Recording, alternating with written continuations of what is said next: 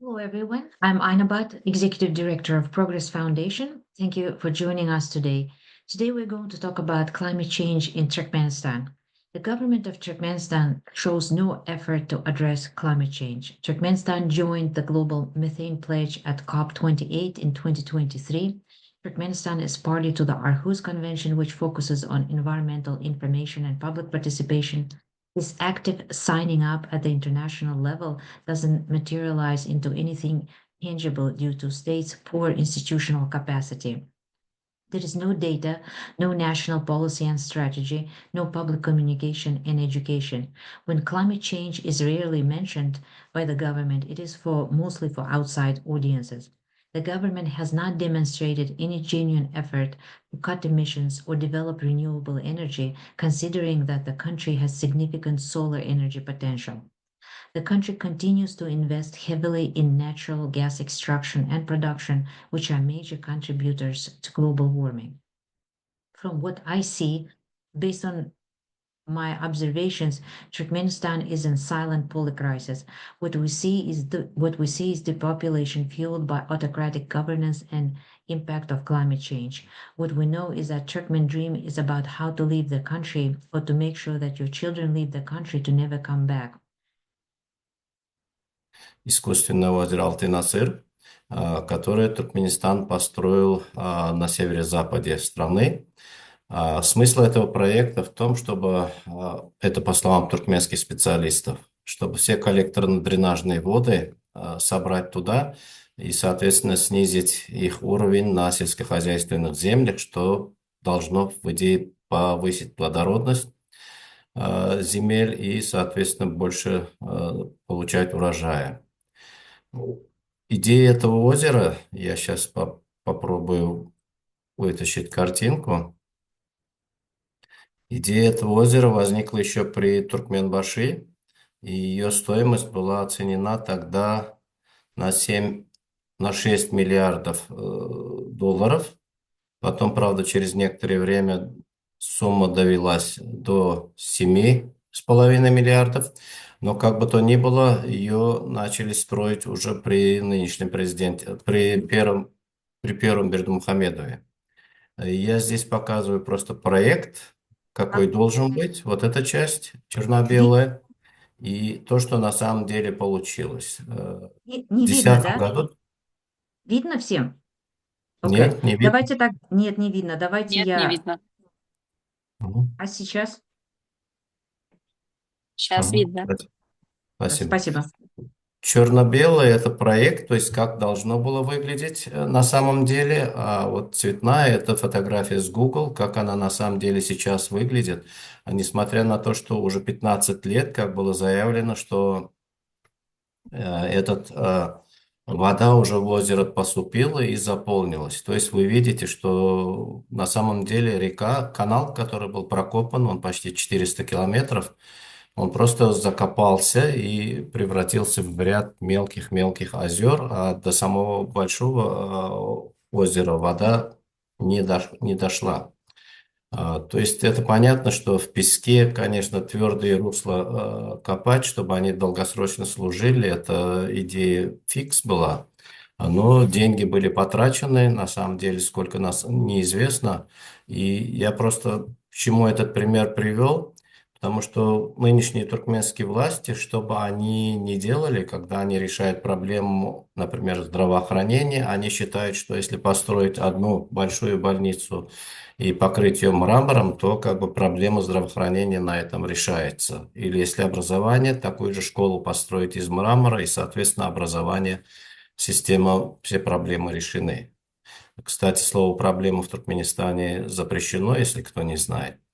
Поэтому таким образом вот, якобы они построили вот это озеро и тем самым борются за устойчивое развитие. На самом деле, как мы видим, озера никакого нет, и, соответственно, никуда вот эти проблемы с высоким уровнем грунтовых вод не делись. И это очень отрицательно сказывается на сельском хозяйстве, с учетом того, что очень большая часть населения занята именно в сельском хозяйстве. Люди теряют, много работают, но прибыли никакой практически не получают. И это просто пример того, как отношение туркменских властей к решению проблем наиболее такой, с моей стороны, я все-таки профессиональный водник, поэтому для меня, мне кажется, это такая наиболее яркая картина. Орошение до сих пор осуществляется так же, как это было в самом начале, когда люди начали осваивать а, вот это вот, выращивать сами начали урожай, то есть просто вода подается по арыкам и все. Хотя вот когда в 90-х годах был создан МФСА, Международный фонд спасения Орала, в котором я тоже участвовал. И на многих заседаниях, где были и зарубежные участники, нам рассказывали, например, что Израиль тратит на производство тонны хлопка в 6 раз меньше воды, потому что они используют и капельное орошение, и дождевое искусственное дождевание. И вот с тех пор прошло 30 лет, ничего из этого в Туркменистане практически нет. А сейчас еще большие проблемы. Сейчас уже не осталось квалифицированных кадров. Система образования в Туркменистане не такая, чтобы готовить хорошие кадры. Кто учится в зарубежных вузах, может быть, и они получили хорошее образование, но большинство из них не горят желанием возвращаться на родину. Кроме того, отсутствует комплексный подход к решению этой проблемы, где рациональное водопользование и в целом для устойчивого развития ведет лишь к ухудшению ситуации. И мне кажется, это очень такая больная тема. И еще вот буквально на днях, вчера-позавчера в Узбекистане, например, проходила встреча президентов стран Центральной Азии и Азербайджана, и тогда опять подняли вопрос, тот, который еще был в 80-х годах, о возможности переброски вод с северных рек в Центральную Азию, потому что воды не хватает. Сейчас, с учетом того, что Афганистан стал забирать из Амударьи до 15% воды, а, с водой проблемы будут только расти, и если резко, так скажем, не изменить ситуацию и не начинать использовать водосберегающие технологии, то боюсь, что большая часть земель окажется вообще без возможности для использования в сельском хозяйстве. Я, наверное, сейчас остановлюсь, потому что у нас время ограничено, и если потом будут вопросы, я готов ответить. Спасибо. Thank you, Farid. To participants, it's a small group of people, so you can just start sharing your questions and thoughts in the chat, and then I will, if there is a question, I will raise them at the very end of presentations. Thank you. Спасибо, Farid. Спасибо большое. Kate?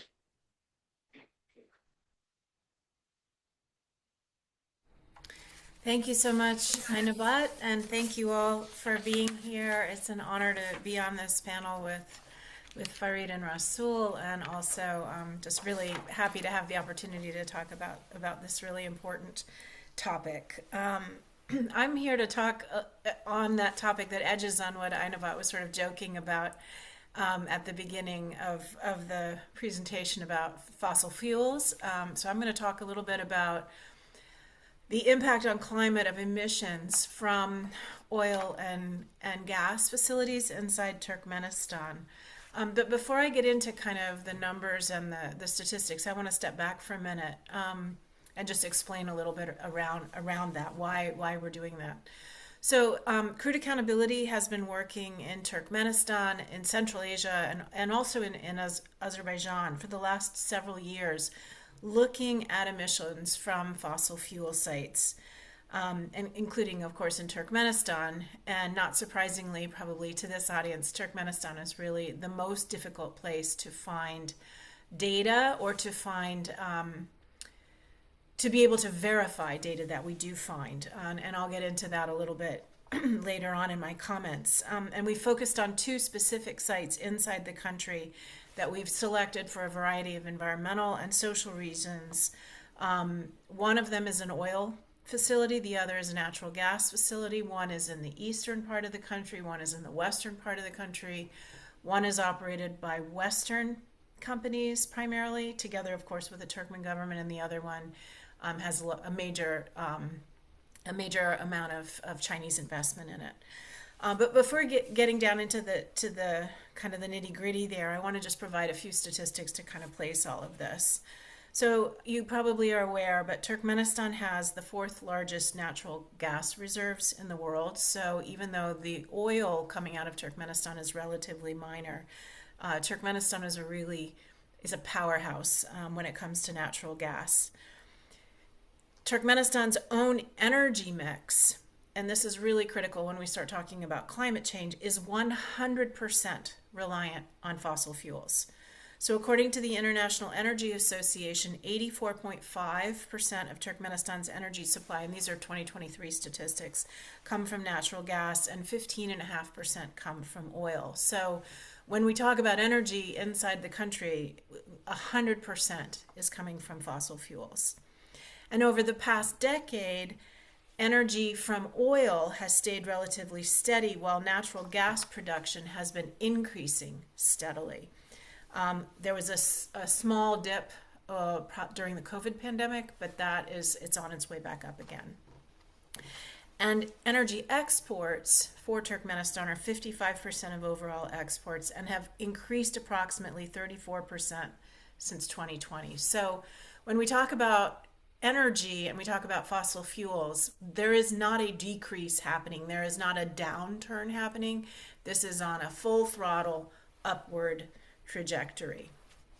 At the same time that we're looking at that, as Ainabat mentioned earlier, it's important to remember Turkmenistan has signed on to the Aarhus Convention, which is really key when it comes to civil society. I don't think I need to tell you guys about the Aarhus Convention. If I do, we can talk about that later. But one of the key components of that is public and civic access to environmentally relevant information. And access to justice when that information is denied to the public. So this is a really key and important international convention that Turkmenistan has signed on to for decades. It's one of the first countries in the region to sign on. It's also signed Paris, and in 2023 at Dubai at COP28, Turkmenistan joined the Global Methane Pledge, which was really, really important. Turkmenistan is also engaged in bilateral agreements and cooperation with various countries, including the United States, although I think it's very questionable what's going to happen with the current U.S. administration on all of these things, but there had been lots of fancy talk about working together to reduce methane emissions, for example. There have been trainings and all kinds of, sort of fancy things organized with EU, with the UN, et cetera, et cetera. So a lot of talking. But from our perspective and from our research, not a whole lot else is going on. And if you haven't read Progress's report on climate and environment in Turkmenistan, I highly recommend it. It's an exceptionally good piece of work. So thank you for putting that out there, you all. So let me talk a little bit now about the emissions in Turkmenistan. First is methane, and there was a lot of international focus on methane emissions from Turkmenistan a couple of years ago. Super emitter events, during 2022, there were something like 560 super emitter events of methane in the world, which are when you have these vast, massive plumes of methane coming out. 184 of those super emitter events took place in Turkmenistan. And there were statistics about how some of these events, matched all of the emissions that came from all the cars for a year in the UK, and statistics like that. These were massive super emitter events. And not surprising, 93% of methane emissions in Turkmenistan come from the energy sector. And a quarter of methane emissions in Turkmenistan come from these super emitter events. And I really want to highlight the fact that all, to my knowledge, and anybody who has different information, please correct me because I wish I were wrong. But to my understanding, all of the information that we have about super emitter events and most of the information that we have about methane emissions in Turkmenistan comes from international sources. So there's very little information that's coming from inside the country. So let's say, for example, civil society organizations, environmentalists, university students, local residents wanted to verify information that was being put out about super emitter events, for example. It's extremely difficult to be able to do the ground truthing work that is essential to verify what comes in on a satellite image. Satellite images are super, super helpful, but they're not, they need to be verified. They need to be ground truth. They need to be double checked. And that's work that's extremely difficult, if not impossible, to do inside Turkmenistan. So just a flag there. Because it also impacts the work that Crude has been doing with our partners, looking at global at greenhouse gas emissions more generally at these two sites that I mentioned. So I think I didn't name them. So one of the sites that we've been looking at is the Burn Field, which is in western Turkmenistan, run by Western companies, the Italian company, in fact. And Burn is a very small oil field, and it has only a couple of flares there. But the flares that are coming out of the Burn field are on par with flaring from much larger fields in other countries in Central Asia, for example, in Kazakhstan. So we have outsized emissions coming from that field. What's coming is NO2, SO2, carbon dioxide, and these are greenhouse gas emissions, obviously, that contribute significantly to climate change. They also cause human health impacts that can be quite severe, particularly for children and for the elderly, for any vulnerable community, for pregnant women, for example. And so this is a big concern. And I just will add that the Burn field is close to the Caspian Sea, and we have impacts on the Caspian, the sea itself, the ecosystems of the sea that are also impacted by emissions. The other field is Galkanish, which is in eastern Turkmenistan. It's a massive natural gas field, so it's sort of a little bit comparing apples and oranges to look at oil fields and look at natural gas fields. But there are very, very high levels of SO2, NO2, CO2 coming from Galkanish. There have also been methane plumes coming from that area, and particularly from pipelines that come out from Galkanish. And the trend at Galkanish is increased production, and so we're seeing an increase in greenhouse gases being emitted from that field. So the concern is that as I mentioned earlier, these trends are just all sort of on the rise and on the upward trend. So what does this all mean, and how does this address the question that Einabat asked us at the very beginning, like what are the risks and opportunities for climate? If you look at the Turkmen government's documentation around climate, again, there's a lot of nice language. There's a lot of promises to meet the global methane pledge goals by 2030, for example.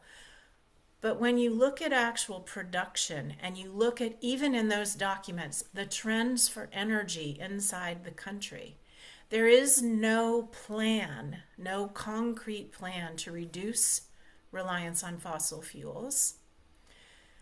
Most of the engagement on the international level in the energy sphere is related to hydrocarbons, export of fossil fuels, export to the east, export to the west. So it's sort of a kind of a double speak, which I think those of us who work in Turkmenistan are familiar with. There's lots of nice language. There's lots of pretty promises. There's lots of engagement where there wasn't engagement before. And so oftentimes Western policymakers say, oh, they're at the table. Oh, they've come to talk to us. This is great. But when we actually look at the substance, there's very, very little substance there. So I would say the challenge is to work together inside the country and in foreign relations and in international trade to actually take climate seriously, because Turkmenistan is not an outlier here. We're seeing a lot of failure to meet climate goals in the EU, in the United States for sure. The war in Ukraine has only exacerbated a lot of these trends. And so I think we're facing a moment where we really need to call out the elephant in the room, and that elephant is fossil fuels and our reliance on them. So I will stop with that, and I'd be happy to answer questions at the end of the discussion. Thank you. Thank you, Kate. Thank you. Very interesting ideas. Well, I also have a question. I'll ask you later after Rasul's presentation. So, especially on international community's presence in Turkmenistan and the projects, especially United Nations and UNEP, what they're doing in Turkmenistan. So, Rasul, please. I think I'll quickly share my screen. I had a quick. I hope you can see the presentation now.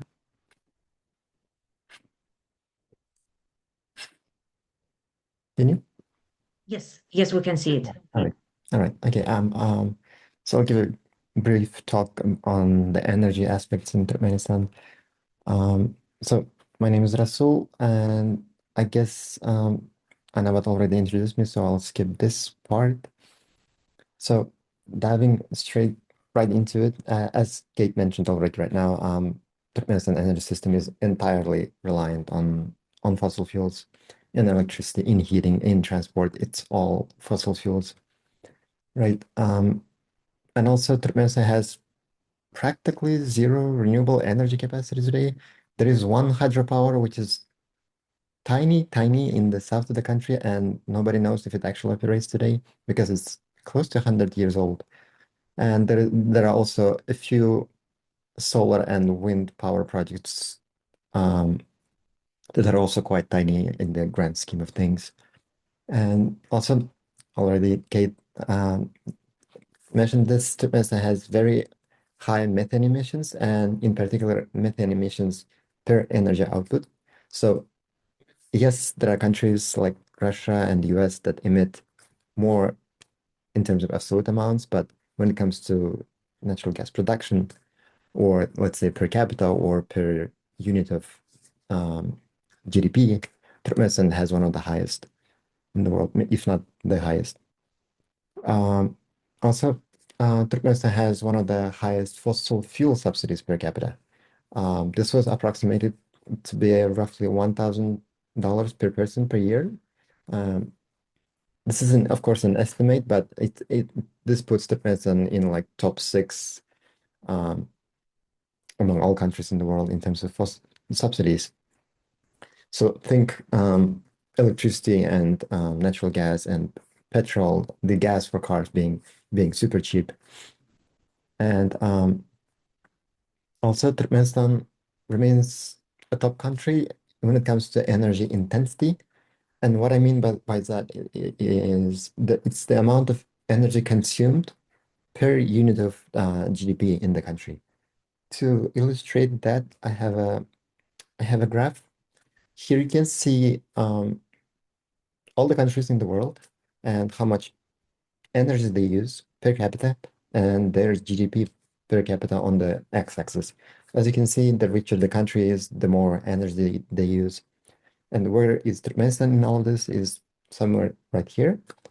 At first, it doesn't look that bad, but if you think of a trend line going through all these countries, it shows that Turkmenistan is above the trend line, meaning an average person in Turkmenistan uses energy less efficiently than they could, meaning there is a lot of waste. But also, if you think about these numbers, where do they get the GDP per capita? So they take the GDP reported by the country in manats, they convert it to dollars. Of course, they use the official rate at 3.5 manats, but according to the latest reports, the real market value of dollar in Turkmenistan is close to 20 manats, and that would actually put Turkmenistan somewhere all the way here, making it a very bright outlier. This shows how wasteful energy consumption is in Turkmenistan.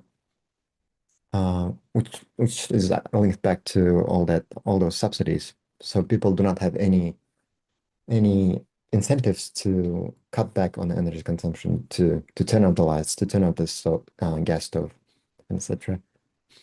And for context, here is the installed electricity production in the country.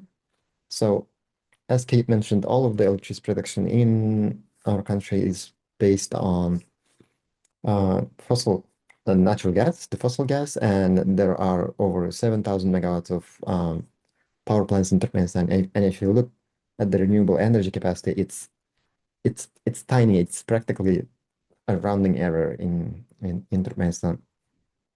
And they make a big fuss about there were a few news a couple of years ago about a project in Turkmenistan about a hybrid solar and wind power plant. And I have a quick illustration where the PV and wind plant is located. This is Turkmenistan, right? And this is where they put the solar PV and the two wind turbines. It's in the middle of nowhere. As Farid showed earlier, the Altan Nasser Lake was supposed to be in that area, and I guess the idea was that people will flock to the highly pesticized, highly concentrated in chemicals lake to live there, so they will have not free, clean electricity there. But that was the idea. But nobody lives in that area. If you look at the population density of the country, as you can see, there is no one living there, and if you think about the transmission grids as well, there are no transmission lines to bring the electricity. So nobody knows why those solar panels are there. So yeah, it's a mystery. It's Turkmenistan. So moving on from purely energy topic to climate change, and I want to talk specifically on cotton. Yes, the hydrocarbons are the biggest export in the country, but we all know cotton is the second largest export in Turkmenistan. If you look at the numbers, agriculture makes up 12% of GDP. Most of that is cotton, and cotton makes up 6% of total exports. But this cotton production is under a threat. It's threatened. Turkmenistan has already warmed on average by 1 degree in the last 20 years, and it will keep getting warmer in the next years. But if you think about it, for plants, usually an average person would think a warmer climate is good for plants, and the research shows that it actually will expand the growing season by 14 to 17 days. But then again, the heat stress on the plants themselves and the higher evaporation of the water will actually harm the cotton production in the long term, on top of the fact that the rivers are shrinking.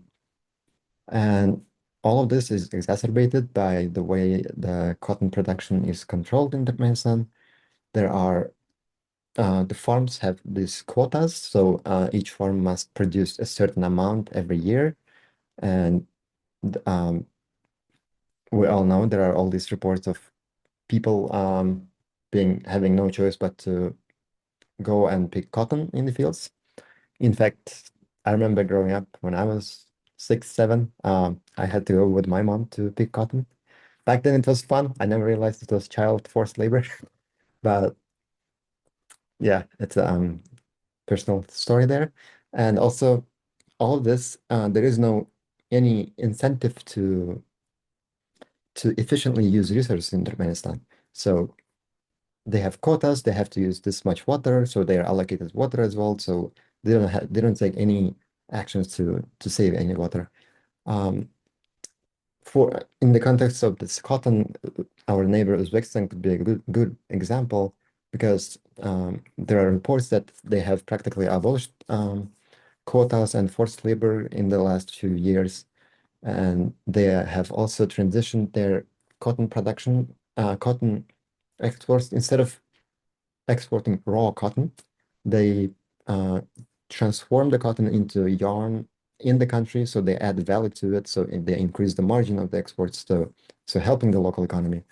And they're also rapidly adopting the new irrigation methods that Farid mentioned earlier. They're not quite there yet, but they're rapidly adopting the drip and the precision irrigation methods. So to sum up,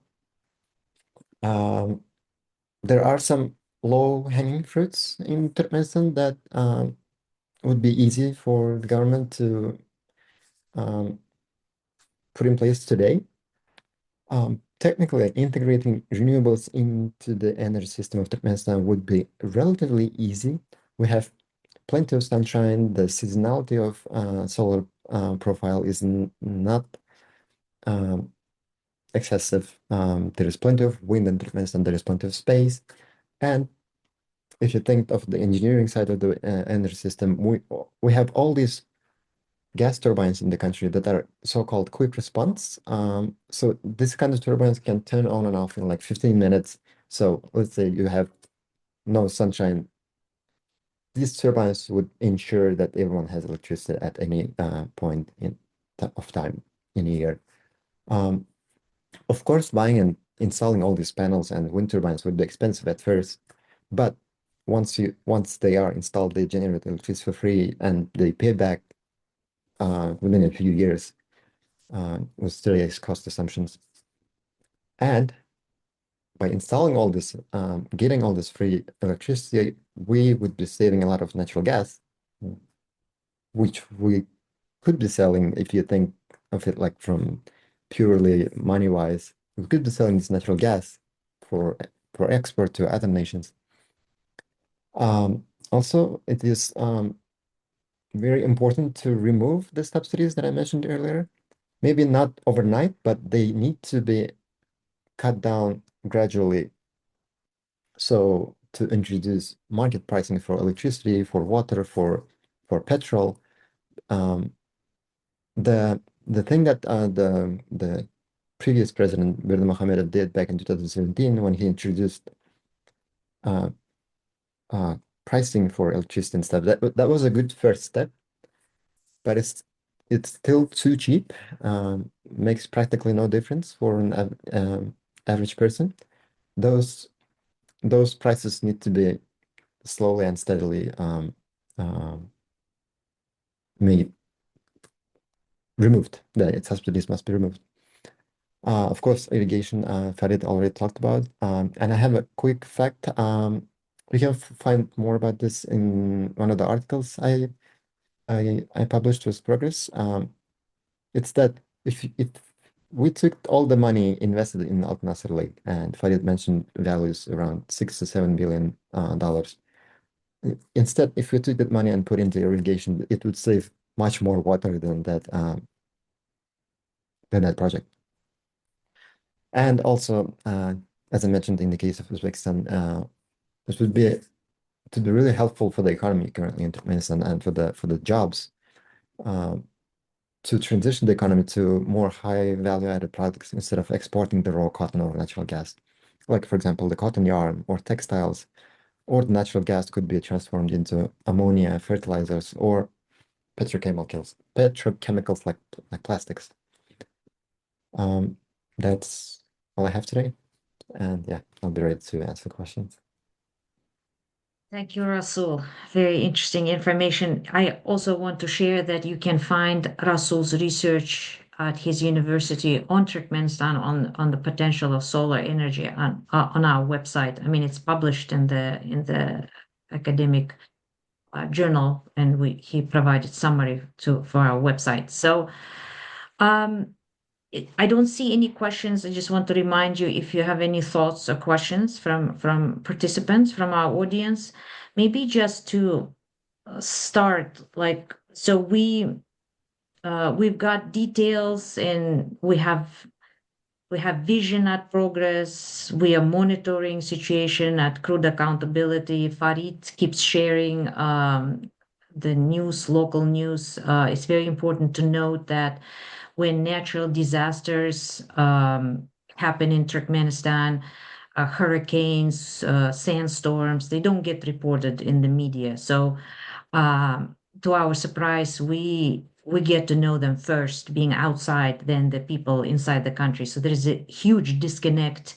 If something happens in Tashaus, Lebap, and the people in Ashgabat will learn it from me, right? From contacts. So I think that tells you a lot about the basics of what government is doing and not doing. So and then Kate mentioned very important things, like having low expectations of the government set by the international community and total absence of benchmarks when it comes to the climate change. In other issues too, you scratch the surface and there are problems everywhere because it's a deeply autocratic system, right? So a couple months ago, we talked about forced labor and cotton. We raised the same issues, right? Access to information and data is at the core of all problems that we raise within the context of Turkmenistan. So I think it's very what I'm seeing, and maybe Kate can reflect on this, and Farid and Rasul, is that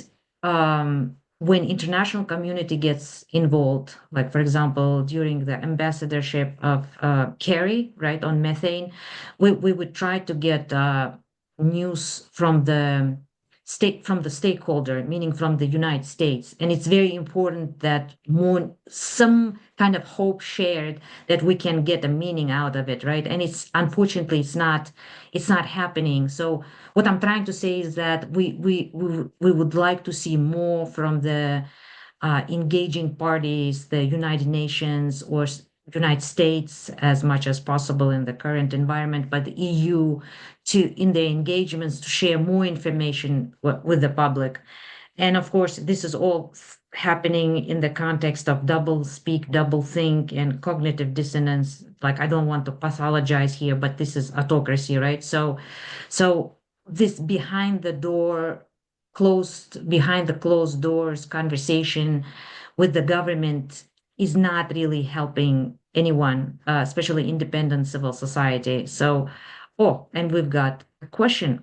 Let me read it. So, is the government's preference for mega projects such as Alta Nasir Lake and resistance to cotton sector reform a function of corruption, fear of failure, given nature of Turkmenistan's autocracy, or just inertia and failure of imagination? Who would like to take this very complex question? Who would like to reflect? Rasul? Farid, yes, please go ahead. Пожалуйста. No, Пусть okay. Расул говорит, он первым. I just had a quick I mean the Al Nasser Lake project.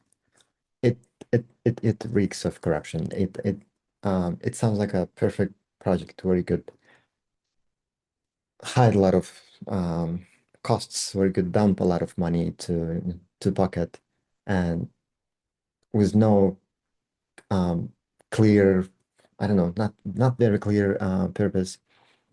And the resistance to cotton sector reform, this sounds more like maybe not a fear of failure, but fear of letting go of the control of the economy. So they want to like micromanage everything, and they fear if they are not in charge of something, it may blow up the whole regime or something. That's my impression. Фарид, вы хотели добавить? Да, из собственного опыта, если можно, чуть-чуть. Пожалуйста. Да. Коррупция в этой сфере, именно вот гидромелиорации, очень большие объемы земляных работ, она существовала еще в советское время. Я когда после института, меня направили, тогда копали Туя-Муюнский канал, тоже через Каракумы. И тогда я там узнал, что это тоже пески, узнал, что как делается. Если чуть откопали уже какую-то часть, этот объем грунта засчитали, потом составляется акт, что был ветер, часть грунта, часть песка опять сдуло в русло канала, и его пришлось опять копать. И в итоге получается, что там в 1,5 раза больше объем грунта они извлекли, хотя извлекли меньше. Соответственно, под это получаются деньги, под это получается лишнее горючее и все. Но это была советская система. Сейчас это уже реальные деньги, когда можно, вот как и у Расула на картинке было видно, что канал вроде бы прокопан, а его фактически нет. То есть это огромные, это 400 километров северные, который с Ташауза идет. Это огромные объемы грунта, где можно очень большие, я думаю, на этом и нагрелись, поэтому он, собственно, и не работает. Вот это я только хотел сказать. Все. Спасибо. Спасибо. I would like to add that to that the question is the government's preference on the government's preference for mega projects a question. So I think it's very important to understand that government draws its legitimacy not from the public, the people of Turkmenistan, but through engagement with international organizations. I know it sounds very primitive, but that's the nature of autocracy, right? But it's like a very primitive autocracy. We're not like there are different gradations at this point, right? We understand we globally. So what does this mean? No event related to climate change happens on its own for the sake of Turkmen vision. It's always run by United Nations, EU, United States. So this public events.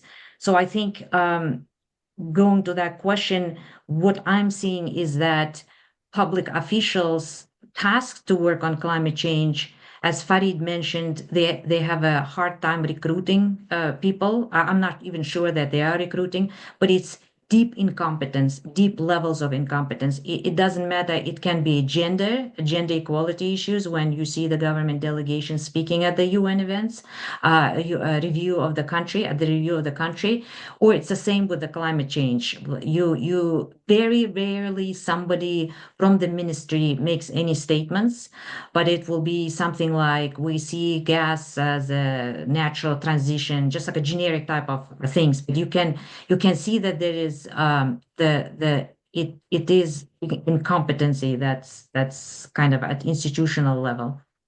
So, Kate, do you want to add something or Yes, yeah? please. Yeah, I did want to add to that. Thank you for that really important point. I think Inavat, I mean, a couple of points that I want to make in this context. One is like if you look, for example, at the agenda of UN organized or I guess UN organized events on climate in Turkmenistan that are they're classified as sort of high level technical seminars. I was looking at one in preparation for this meeting where there's an entire afternoon or an entire day spent talking about how to recognize methane plumes, which is great. But again, to your point of expertise, right? You would hope that you're not training the people in the government who are tasked with impact, reducing the impact on climate with what's a methane plume and how do you identify that? Like that's I don't know, it's so basic. So that's one thing.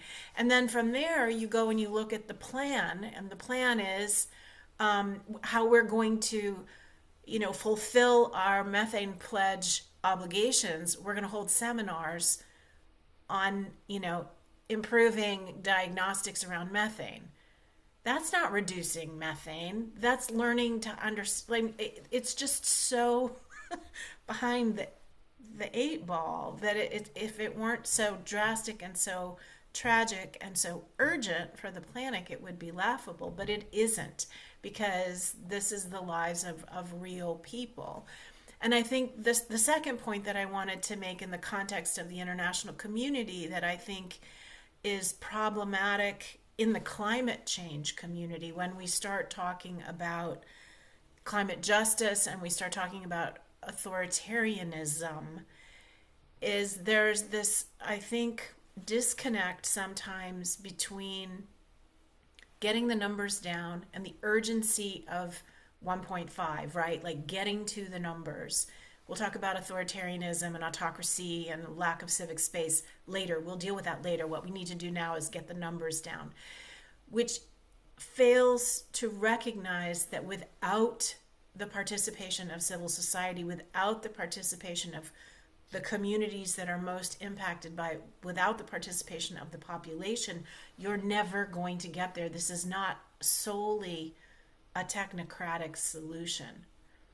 And so in the abyss between those two things is authoritarian, whatever you want to call it, ignorance, lack of imagination, grabbing for power, corruption, seeking additional money, kleptocratic networks, like the whole kind of deep sea of ickiness is between those two things in the climate context, is what I see. And I know that's not very positive, and I apologize for that, but that's, I think, the reality that we're looking at. That is inconvenient truth. So we need. Thank you, Kate. That's very nuanced, and the role of the civil society, right? It's like later we don't have civil society. Let's not talk to independent civil society, for example, right? Like where we get for some reason there's no engagement at that level. So we have one last question. If there are no questions, we will take this question, and then we're going to kind of finish. I think it's the top of the hour, right? So we can complete our webinar after this question. I also want to raise this. We didn't have time to talk about this. I think the closest where an average Turkmen would talk about climate change would be on issues that impacts their health. So they would say, ой, я не знаю, но что-то такое происходит в воздухе или что-то, something in the air or something. There are lots of miscarriages. The medical professionals will talk about the unknown increase. Of course, nobody measures, maybe somebody measures them, but it's not publicly shared. It impacts women's reproductive and sexual health, meaning there are more miscarriages, infertility related concerning infertility. So these are the issues, I think, very critical at people's level because it's directly impacting, or the air quality, right? So air quality, that breathing is hard and all that stuff. And this is considering that government doesn't give any warning, right? This when we talk about the air quality. So I think there's only one station in Ashgabat at the U.S. Embassy where they measure the air in Ashgabat only. So I think the public health, I just wanted to mention that that's something that should be a separate webinar on public health and in environment in Turkmenistan. But I'm going to just jump to this question. Given Turkmenistan's growing climate risks, water scarcity, desertification, and extreme heat, how can progress be ensured despite limited transparency and accountability under its authoritarian political system? From me, we need more engagement. I'm so grateful that we have these people today, that it's not a popular, sexy topic in any country, but you can imagine in Turkmenistan where there's not even a vocabulary in Turkmen to describe. Like in Russian, изменение климата, yes, if you Russian speaking person, you can describe something. But in Turkmen, I can assure you the language is not even developed how to talk about climate change. Anybody from the panel would like to comment on that question or add something? I can add from experience in other parts of Central Asia as well, and in communities where we've worked, where climate change is a really key issue, and this gets back to the point I was making earlier about civil society. If we want community engagement and involvement on climate, we have to use language, whatever that language is, that connects the problems to people's real lives, as you said, Ainabat, right? If people are talking about climate over there somewhere, it doesn't have any real meaning to them. I don't know how many of you have been watching, but on the east coast of the United States in the last 6 weeks, in North Carolina, something like 16 houses have fallen into the ocean. Direct result of climate change. Nobody was talking about climate change on those islands for years now, until these houses start to fall into the ocean. It's directly impacting tourism, all the things, right? And so we have the same situation in Turkmenistan, whether it's respiratory disease, fertility, lack of fish in the Caspian for people to pull out, no drinking water. Those are the kinds of red flags and alarms that get people to start to make the connections. And so I think our job as civil society is to translate all that science that gets thrown around in the international organizations into the kind of language that people will sit around their kitchen table and talk about. And that's where the translation happens. Thank you, Kate. So, Farid, Rasul, if would you like to add anything? I mean, you don't have to, but I mean, if you want to add something, I just want to read that Kate is sharing that those climate stations set up at U.S. embassies, the one that I mentioned in Ashgabat, has been defunded by the Trump administration, which is sad. Hopefully, somebody else will step in.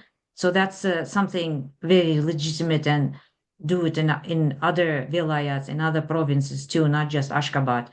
And no, Rachel, there no any agency doing any surveys, especially the connection with public health, right? That's much needed, and would even work the pilot project. So nothing like that is happening, but something the very much needed project.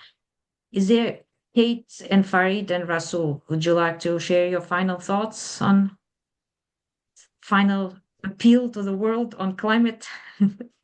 I had a comment on that question by Jamal on how progress is being ensured in Turkmenistan. One thing that could be pressed on Turkmenistan, at least by the international community, is the methane emissions, because the methane emissions affects the whole world, not just Turkmenistan, right? So that could be a lever to push the government to act. It could also be a way to influence all the other parts of the society, like start with methane and like, I don't know, somehow influence other parts. But otherwise, within the country itself, yeah, the only way is to that I can think of is to educate the people, like as Kate mentioned, to use the language, the correct language, to give the people the like ammunition how to tackle these issues, so they are informed that this is the result of climate change. Yeah. Thank you, Rasul. Farid, any final thoughts? Мне кажется, чтобы остановить деградацию почвы, надо как-то остановить деградацию туркменских властей. Это, конечно, не как оппозиционер говорю, но, в принципе, вот оттуда все идет. И то, что касается отсутствия специалистов и прочих, вот пока они за ум не возьмутся, боюсь, что ничего не получится. Спасибо. Well, we hope to continue our conversation, not only on climate change. I think the next one we are thinking about it, the next series, as a part of it would be on gender equality. Please look for it in March, probably coming up. But first, we have to survive the holiday season, of course. So, but thank you so much, everybody, for joining us and learning about Turkmenistan. This is very important for progress to create this space for us, and I really appreciate, and I believe that one day it will continue. Like we will have more people interested on on issues that not directly relate to natural gas, but the lives of Turkmen people. And thank you, Kate and Farid and Rasul and everybody for joining and sharing your thoughts today.